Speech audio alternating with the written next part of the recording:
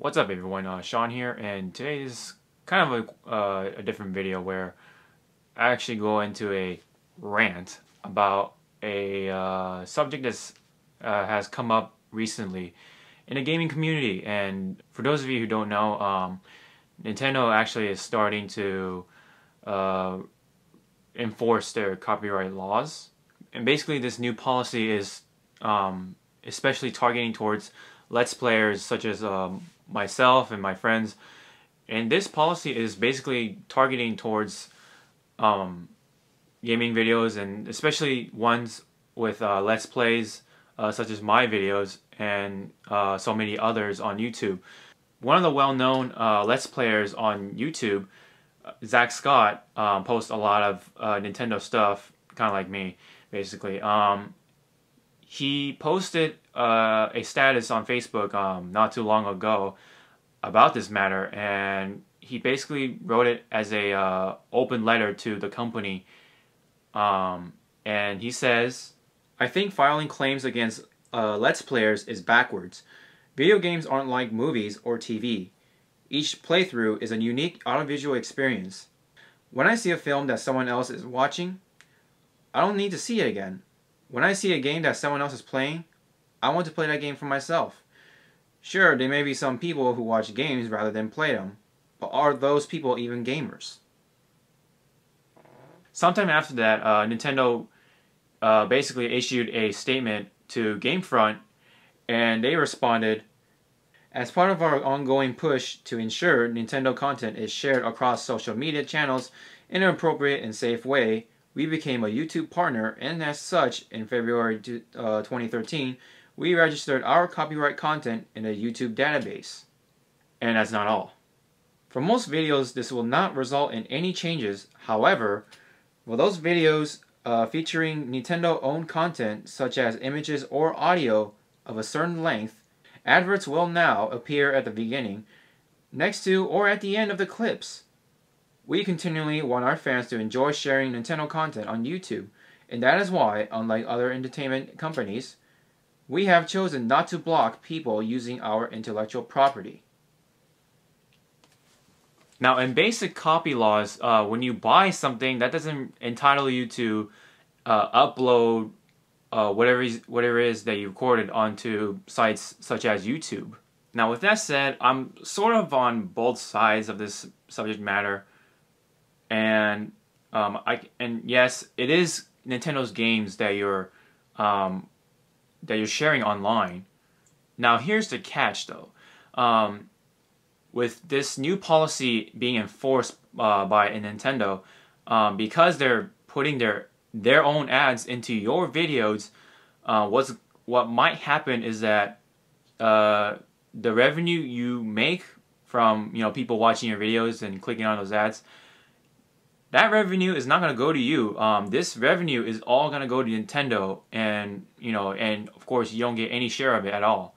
Now, I can understand kind of when it comes to just videos with no voice work, just raw gameplay videos. But if it's a video that you add your voice to, in a commentary or a review or some kind of, any kind of commentary that you're talking about during some gameplay over, you're putting your voice, your time, and your effort into these videos, and these videos are out there to endorse why these games are fantastic to play, and they're really fun with friends, and especially Nintendo games.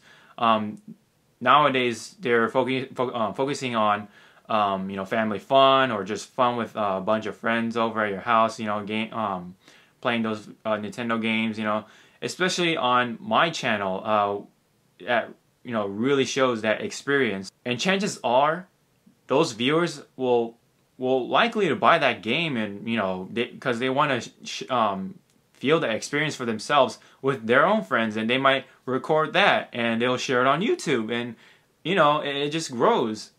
And with that encouragement, the company is able to make more money in a way, I think, than people getting revenue from Nintendo videos, and Nintendo not making anything from that. I mean, And don't get me wrong, I'm willing to share, the revenue that I made with Nintendo videos with Nintendo, but I'm definitely not okay having that revenue getting taken by Nintendo completely, and I get nothing out of it. Going back to Zach Scott, he really does make a point. Video games kind of work differently from, let's say, movies and music, because now let's say someone plays a game and uploads it on YouTube. Even if it's just solely gameplay, no voiceover, commentary, whatever, but it's always somehow different though, because different people handle video games differently, and it makes the experience different.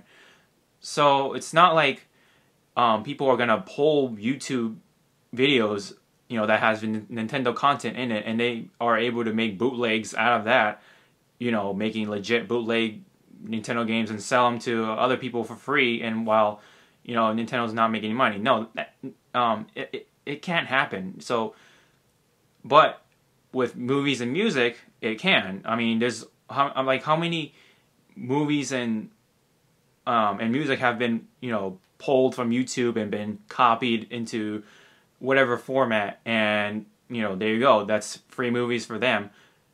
But it doesn't really quite work with video games. It's just you're sharing your experience as to why this video game is fun, and you're showing that to people, and those people are most likely want to feel that experience for themselves. And of course, they want, as I said before, they'll probably record it and upload it, and the cycle goes on, and therefore, games can sell that way. It's just funny about gameplay videos. Like it's just funny because every video is kind of different, other than because either it's the actual gameplay itself, how the game is handled, the voice work, or just how it's handled in post-production. So I guess the moral or the word here that we're getting across is that you can't bootleg a gaming experience. You gotta go out there and buy the game and just experience it for yourself. I guess Nintendo's not seeing that, and you know what's funny? Sony is on the complete opposite of the scale. On their PS4 controller, they have a share button on the controller itself. It's right there, boom, in your face, and that they really want to encourage you to record your gameplay and put it on YouTube or live stream it or whatever. Basically, they want you to share that experience with people, and yeah, that's going to be Sony's way of trying to make more money, and Nintendo is just not seeing that. Like they may have say something like, oh, we're not blocking your videos and all that stuff, but come on, man, taking revenue for yourselves. I have a bunch of stories that I got games because of me seeing people doing Let's Play videos of that game. A really big example is surprisingly not Call of Duty, but a game called Dragon's Dogma. And I didn't really know what Dragon's Dogma was until someone played it, and it looked really fun. And you can hear the person's experience. They were really having fun with the gameplay and the combat system. Dragon's Dogma is an RPG, by the way, by Capcom. And yeah, look what happened. I bought the game because I saw someone play that game, and that video was uploaded on YouTube. And so see, there you go. That's how money can be made when it comes to video games. All I ask from Nintendo is just allow us to share revenue with each other, and we can still make money. You still make money as well, so we both win. And and in the end, we'll be both happy. So I know there's some questions already. You know, what's gonna become of my videos, of all the Nintendo content I've been uploading for all the years. Of course, I'm not gonna stop. You know, like I said before, you know, in my previous, news update video, I'm definitely not gonna stop. I'm gonna keep going, and because I want to share my experience with other people while playing those Nintendo games with my friends, and it's just, I don't know. There's just something about it that makes me want to share that with people on YouTube, and just the rest of the world. They deserve to see it, and see it for themselves, and decide whether they want the game or not. But also, I've been recently uploading some PS3 gameplay videos of me and my friend Curtis. That was originally for my second channel, the Gaming Hawk. And now that this copyright policy might be enforced, fully in the future, that could mean I lose money.